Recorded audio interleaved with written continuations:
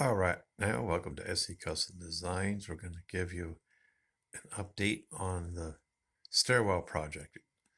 So if you're seeing this for the first time, then you won't appreciate the journey. If you've been following the series, and I highly recommend you do that to see it from its infancy and as it grows. It's exciting to watch something come to life. So if you're not familiar with the series, this unit is being built to sort of slow down and stagger the heat that comes off the fireplace. Believe it or not, we heat the entire home with this thermostatically adjustable gas fireplace. And oh boy, the character that is coming to life is very gratifying to see. So I wanted to share some of the journeys in the event there's those out there that are saying, how could I ever approach such a project? I literally approached projects like this one piece of board at a time. So I will envision something in my head and I'll just go ahead and cut that piece out and then place it. So let's come around this area here. Appreciate what's going on here. When you have a home that's near 100 years old or so, you're going to have all kinds of challenges. Like I did rock this 2 years ago, but this here is the original.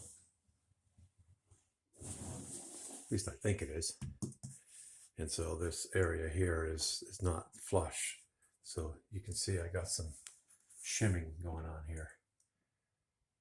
So, and to try to break things down into individual pieces, I'll try to do that for you.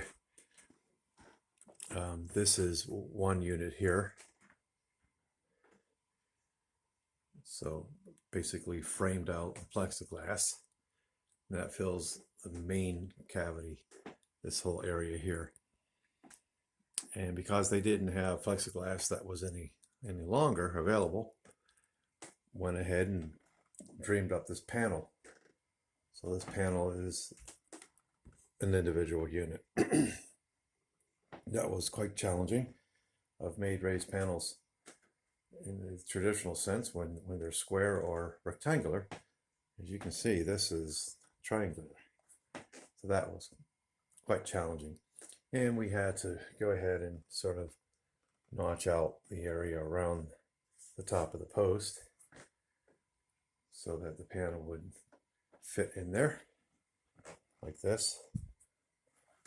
So there's two pieces. And then, oh, by the way, so this panel here is two pieces of wood. I had to join that up. We biscuit jointed that. Look up the series on biscuit joining in my channel. And this here is a separate piece. And this whole area, this unit here is very interesting how that came about. When I first sort of dangled it and placed it, it was in the middle. The lovely one came along and said, "That will not be so. You will put it over here." But in nicer words. And boy, did that add some character to the entire project, moving it over there. So yes, this is an individual piece, unit. So I made not one but two of these special pieces that held this in the middle. The first one I was a little bit shy and the trim didn't quite make it over for whatever reasons. And don't be discouraged when that happens. Just make another one. So, and this won't go to waste, this pine.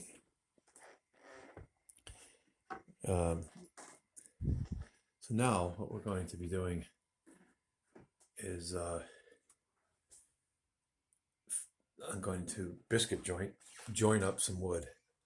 It's going to come across here, and it's going to go around this shape here, the bottom of that. So that's next. And I'll tell you, one of the most challenging things that I had to do with this project was to sort of single-handedly hold this piece in place and then make it parallel, and then figure out how to get it in there. This is just a nailer, by the way. And I needed that there.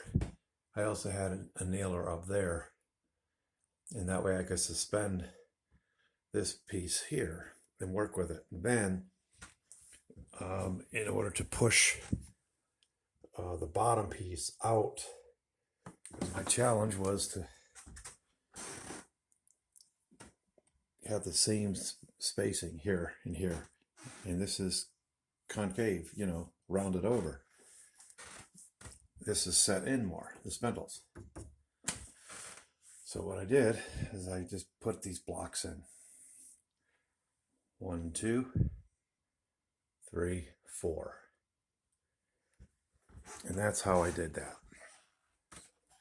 So when you just have a new philosophy, you just really take your time, and it'll come to you how to do a thing. Let's see here, what else? And then I had a couple ways of thinking about how to sandwich this piece here between the top and the bottom. This got a this here, the skinnier one, seems to fit better, and still it doesn't sit right with me. I'm going to go ahead and take that down to the planer, and I'm going to thin this out a little bit. I think it'll look a lot better. So trust your eyes when you're looking at something within design. If it doesn't look right, it ain't right. Just trust your instincts and the creativity inside, unless you're really ignorant, unless you're going for something like that. So what else we got going on? This is a continuation of trim here. Oh, I should have had my light on so you could see more on this end.